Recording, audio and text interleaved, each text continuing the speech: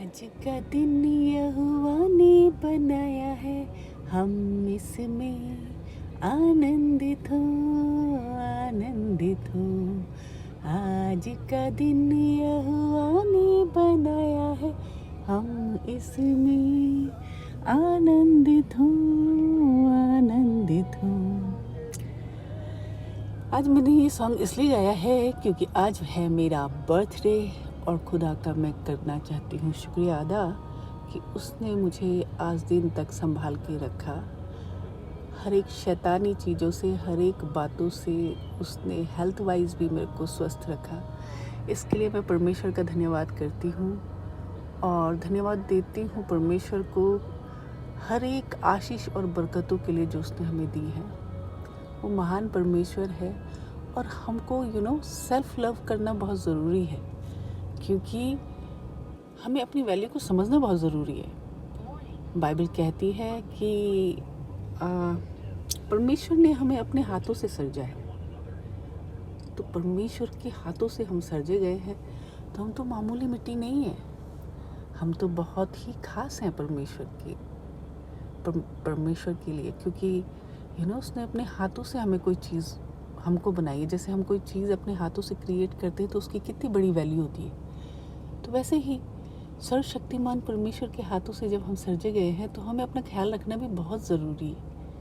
हर एक चीज़ परमेश्वर के ऊपर छोड़ना ज़रूरी नहीं है तो हेल्थ वाइज भी हमें अपना ध्यान रखना है और परमेश्वर को धन्यवाद देना है कि परमेश्वर आपने हमें कितना खूबसूरत बनाया, कितना प्यारा बनाया, कितना क्यूट बनाया क्योंकि हमेशा अपने को देखकर खुदा को प्रेज करो।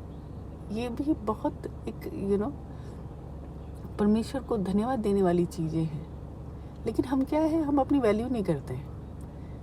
हम अपनी वैल्यू कैसे, कोई भी हमें कुछ भी समझ लेता है और हम अपने दिल पे ले लेते हैं। एक तो सबसे बड़ी बात यह है कि अपने दिल पे लेनी नहीं चाहिए कोई भी बात। एक परमेश्वर ने 2 कान हमें बनाए हैं ना, तो जो दुख की बातें हैं, जो हर्टफुल बातें हैं, वो उस कान से निकाल दो।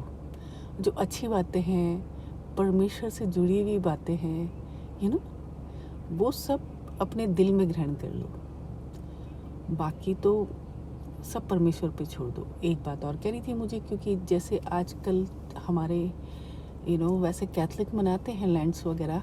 मैं बॉर्न अगेन हूँ तो हम लोग नहीं मनाते हैं, मैथोडिस्ट वाले, और बहुत से हैं। पता नहीं क्यों किसने ये इतने ढेर सारे अलग अलग जोड़ दिया। लेकिन एनीवे सबके तरीके अलग हैं, लेकिन सबका भरोसा कौन है?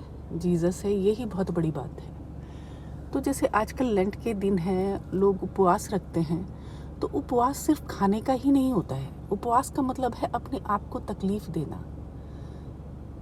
तो आजकल ये बहुत अच्छी अपॉर्चुनिटी है कि बहुत से लोग बहुत से ऐबों में फंसे हुए होते हैं जिससे वो बाहर नहीं निकलते। और ये जो एडिक्शंस हैं, ये ज़रूरी नहीं है कि कोई लोग अपनी खुशी से करते हैं। बहुत से लोगों की बहुत सी मजबूरियाँ होती हैं कि कोई एंग्जाइटी के लिए करता है, कोई सोने के लिए करता है, मतलब होते हैं एडिक्शन।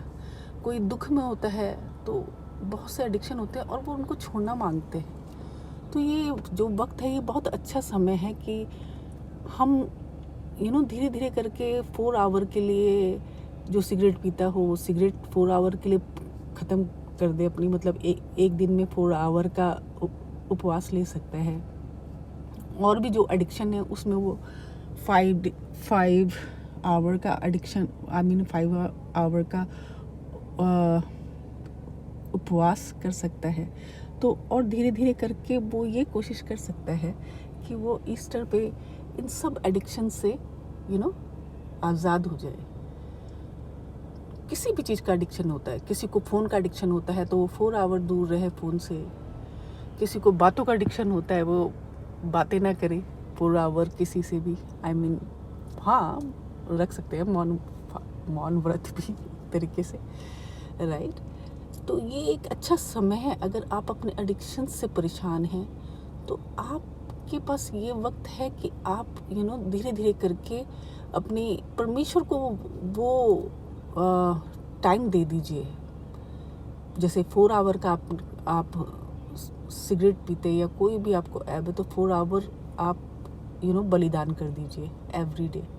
टाइमिंग बना लीजिए, किस टाइम से किस टाइम तक आप बिल्कुल भी अपने एडिक्शन को छुएंगे नहीं, किसी भी चीज़ का एडिक्शन नहीं। और फिर धीरे धीरे करके पूरे दिन का एडिक्शन रख लीजिए।